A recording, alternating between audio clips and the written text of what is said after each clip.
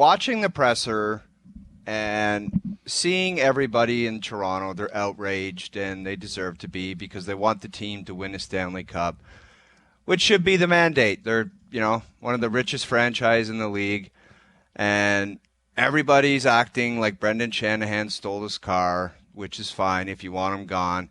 But I was watching it today and thinking about what's going on. Like, Pelly came in, and I guess he made an assessment after 4 weeks, and he's going to give Shanny another kick at it or to try to fix this. And it's about the players. Like, they got to get different players in there. And if you didn't get that message today, there's something wrong with you. They seem to all kind of concede that there's different players needed. How you're going to go about doing that is one thing, but it's about getting different players. But Keith Pelly made the decision that Shanny's going to work with Brad to try and fix it, and that's what they're going to do, and that's what's going to happen. So It's tough to win. You look at the Carolina team. They've had a good team for 4 or 5 years now. They've won the Metro a bunch of years, haven't they? And they're going to get waxed in the second round, and they're going to get the same amount as the Leafs. And there's not a lot of rumbling, Don Waddell, we need his head on a stick. So it's like, if you just think that for your own needs that people need to be gone, then that's your prerogative. You can think like that. Keith Pelly decided that Shanny and Brad are going to try to fix it, and that's what's going to happen, and go get him next year. I don't know what else there is to do. I mean, you got to change the players, though. For me, it's about the players. You got to get different players to try to go at this. And how they're going to do that, it's going to be challenging, but that's what's required to try and fix this, to come at it from a totally different angle. Because there's some good teams that just can't get over the hump. Dallas has been great for a couple years. They don't win. Carolina, they don't win.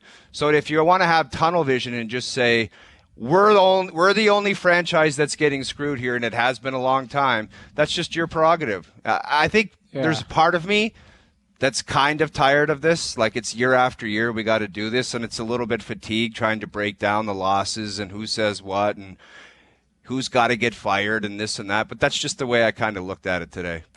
Yeah, and I think that's what they're banking on, is that they made a coaching change, and then it's a long summer, and people are going to just accept it and come back in the fall, and that's I don't think anybody's accepting it. I think that's exactly what they're planning on, because you referenced a couple of teams. Carolina won a cup in 06. They went to a cup final in 02. They've won rounds. They've won a lot of rounds. You mentioned Dallas. They won a cup in 99. They were in a cup final in the bubble. You can't use those teams, though. You can't. Like, the Leafs are a special breed. They've never played a game in June, because when they last won a cup, there were 6 teams. They finished in May. I think what I heard today was, for starters, actions are always going to speak louder than words. Okay? Anyone expecting any of the 3 gentlemen that were speaking today to come out and say, this is what we're doing, that wasn't going to happen. Of course, that's not going to happen, nor should it happen. They're not going to lay their cards out on the table and say, this is what we're going to do. That wasn't going to happen. So from that standpoint, their hands were cuffed a little bit, because there was only so much they were going to say. But Pelly's approach was strange. I guess he was up there for solidarity, but he kept saying, I've only been here for 4 weeks. So, if you haven't really assessed everything yet or had enough time to really breathe it in, I'm not really sure what he was bringing to the table, other than up there, shoulder to shoulder, solidarity, Shanahan's back, Brad's back, and these guys are going to move forward. Right. I'll believe it when I see it, that player movement happens.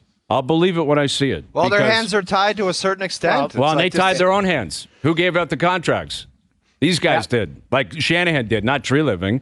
But, Mitch Marner got, and you mentioned Carolina. Sebastian Aho just signed like 6 months ago for like $9 million or whatever it was. Mitch is still making $2 million more than him. And guess what he's going to make on his next deal if he stays here? Even more than that. So, yes, their hands are tied, but they tied their own hands.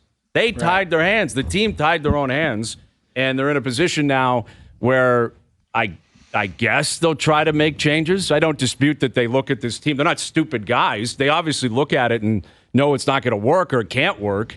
But I don't know how they're going to do it. And I didn't walk out of that saying it's definitely going to happen. I walked out of it more saying they made a coaching change. They're hoping that's enough fresh meat for people, and they're hoping the mob will just disappear over the summer and show back up in September. And you know what? I don't even blame them for that assessment, because that's been the way it's always been. They're right.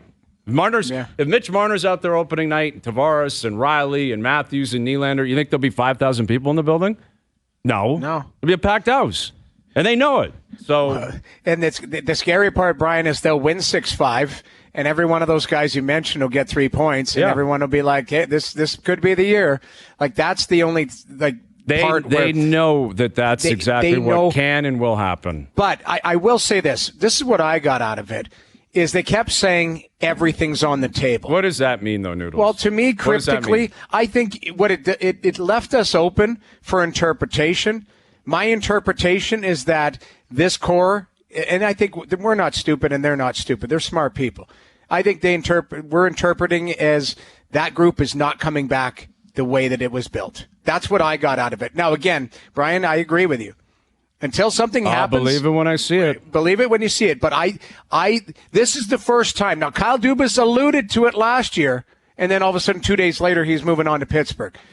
I think this is the year where they go, everything is on the table. Tree's a very active manager. It's well known in the GM circles. Tree's not the guy making the final call on a major move. Well, Noodles, you're right. You know that. I know that. Oh, you know that. It's not Tree that gets the call. Guys, if Mitch Marner's not going to be around anymore. We've already prefaced it numerous times in this beginning of the show. You could have big ambitions as far as player movement. They control the cards. Yes, they absolutely do. The players are like, we've seen it before where it's like, hey, we're thinking about something. No, you're not. You're not doing that. So you can have all the ideas you want. Their hands are tied to a certain extent. So that's what they got in front of them. Well, you're right. The hands are tied. But this is, as we've seen in past years, it's probably one of the most creative group you've ever seen. Like Robida Island was created by this group. Mm-hmm. You know, they have nothing but financial resources. They will, Matt Murray was all of a sudden disappeared and then was practicing. Like you see things happen that don't happen in other organizations here because of how much flexibility they have, how much might they have behind them financially. So I will today take them for face value, but until something happens, then you have to, you believe it. But I did believe today that change is coming. I don't know what that looks like. Well, go ahead. That's what I'm saying. Like the coach went, we all knew the coach was going. Yeah, exactly.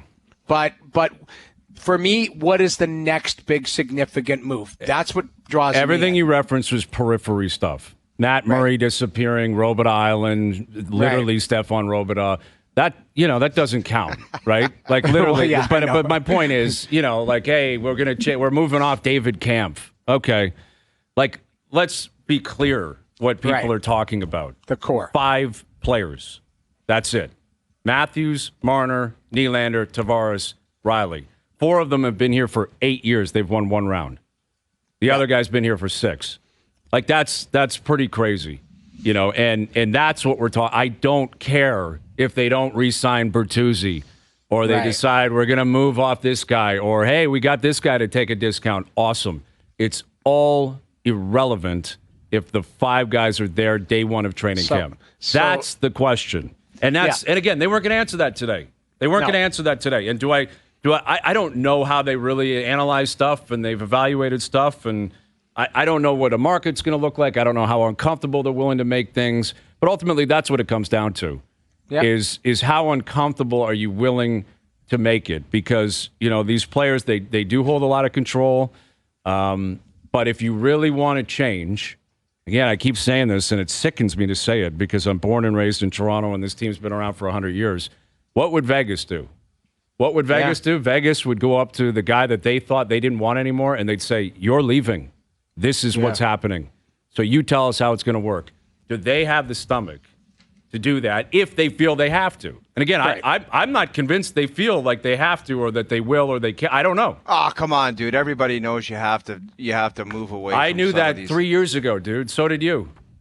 We had the same conversations a year ago. Got to change it. Didn't change a thing. Now the coach has changed.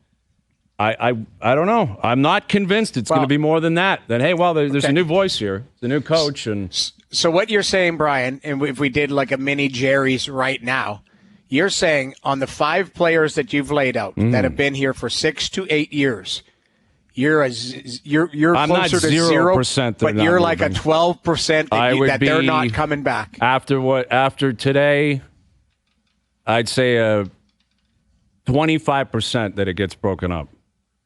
And broken up is just one player. I guess correct? one player. Yeah. Okay. I'm higher than that. I'm north of 50. I really, this But you're is not the first, 100%, are you? You're not 100%. Well, I'm not 100%. You know why? Exactly. Because of control. I rest my case. Yeah. Case dismissed. Case dismissed. But you know why I'm not? Because of contract controls. Yep. That's you. really what it is. I hear you. But if you are going to figure out a way through this, it might be, addition by subtraction, but it might not be a player that we're thinking. It might be Morgan Riley. Yeah, it might say, you know what, we're going to try and rock star that positioning back there. We're going to see. And I love Morgan Riley. You guys know. And I think he needs help. He doesn't need to be taken out. But it's a scenario where maybe it's not a player that we're staring at. It might be something different. That's how creative you have to be. Again, I'm just shooting. Yeah, shooting no, from I the hear hip you. Here. But that would constitute a change. Yeah, absolutely. What about you over there? You're awfully quiet. What's your Gerry's on the 5 being broken up? It's a really good Gerry's. It really is because of what you want to do. There's the X factor of them kiboshing it. So it's like, how do you put a number on something where someone could just stick up their middle finger on it? You know what I mean? Yeah. Like you could. Yeah. It's almost like there's two different Gerrys, what you would want to do and what actually happens. Because when someone could just say it's not happening, you're screwed. That's what a no movement is. Yeah, right? Exactly. Yeah, I'm 50% it happens. I'm 50. So you guys you just didn't say what I north just of said. 50. I came out and said north of 50 still does not. You guys are all over me. so You're like, there's going to be 78%. change. And none of you are going to say 100%. Well, I'm not saying 100 just because of cost control and I'll do it. I'll say 100. 78%. I'll say 100. Thank you. I'll say Someone's 100. got to, because you guys are calling me crazy. Meanwhile, I'm just calling it what it is. Hey, we're not crazy, Brian. I just think at the end of the day, like, they're going to try to fix it, and then, And I hope they do. And listen, I think my point is that's all there really is. Like, that's all there really is in sports. Has it been torturous in this city for the Toronto Maple Leafs? I played on the team. I understand it. Fans are disgusted and pissed. They want to win a championship. They deserve one more than any fan base. They pack visiting rinks more than any fan base. But up to now, and I could just hear myself getting older now because it's like up to now it hasn't happened. So what else can you do? You try to reload it. You try to get better. And you try to keep the guys that you want. And you go back at it. There's really nothing like screaming at the clouds saying these deals and they should have never did this. It's all over with. We have beat it to death. And I understand we're in a Toronto market. But continuing to beat it to death, I don't know what sense there is. Like, it's all been done. So it's like moving forward, what can you do to make the team better? Yeah, I don't know. I don't know what else there That's is. the thing, Well, I mean, that's exactly what I keep saying. That's why you just keep doing the same thing over and over again because there isn't, feet held to the fire